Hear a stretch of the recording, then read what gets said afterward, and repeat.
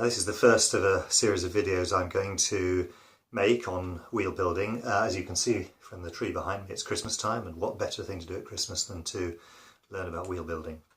So this is a wheel from my road bike.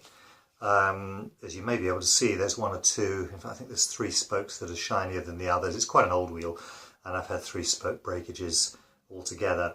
All the spokes, interestingly enough and predictably, actually all except one, are on the drive side, on the freewheel side, for reasons that I'll explain later. So it went ping the other day, and just find out which spoke it is. There we go, that's the one there. So you can see that one's all loose, and that one is of course a drive side one. And the result of that is that the wheel is very slightly out of true. It's got a little wobble in it. And what we're going to do is to replace every spoke in this wheel. I did anticipate this a while ago and bought a complete set of spokes ready for the next one that broke.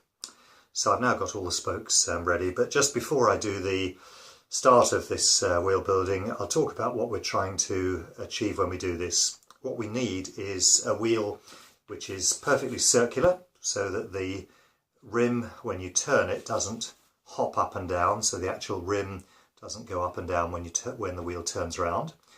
The wheel is absolutely true, in other words it doesn't wobble from side to side when you spin it.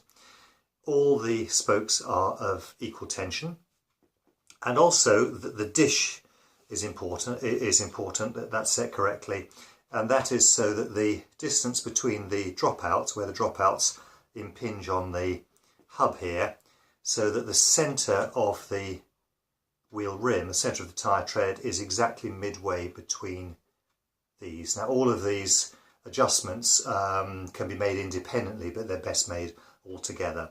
So what I'm going to do with the next video is to show you the preparation, and what I will have done by then is to remove the freewheel. You need a tool for that, just to loosen it. I've already loosened this one. Hold the tool in the vise, put the wheel on top and turn it. So I'll take the freewheel off, I'll take the tyre and the tube off, and the rim tape as well, and then we're ready to go. There are 2 different operations with rebuilding a wheel, because I'm going to rebuild the entire wheel. I could take every spoke out and leave it just as a hub and a rim, but then I would have to what's called lace the wheel.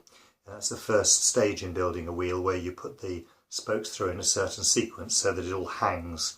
The second stage is then truing.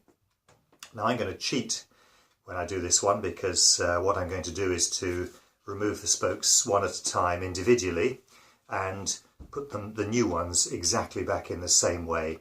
And what I mean by the same way is that they will lace correctly. This is called a 3-cross wheel. Most wheels are 3-cross, and if you look at each spoke carefully, you'll find that it crosses 3 other spokes, under, under, over, or over, under, under. So have a look at your own wheel and you'll see that. There are 4-cross wheels, and they are generally used for trail bikes. They've got a little more give in them, and you can also get 2-cross wheels. 2-cross wheels are a bit more rigid. They give a fairly harsh ride, and of course you can have no cross or radial spoked wheels as well, but most traditional road bike wheels are 3-cross, so the lacing is the first thing to do. So that's the first video, that's the introduction, that's the wheel as it is, and we'll see if we can't, by the end of 2 or 3 videos time, have a wheel completely rebuilt with new spokes, perfectly true as I've described.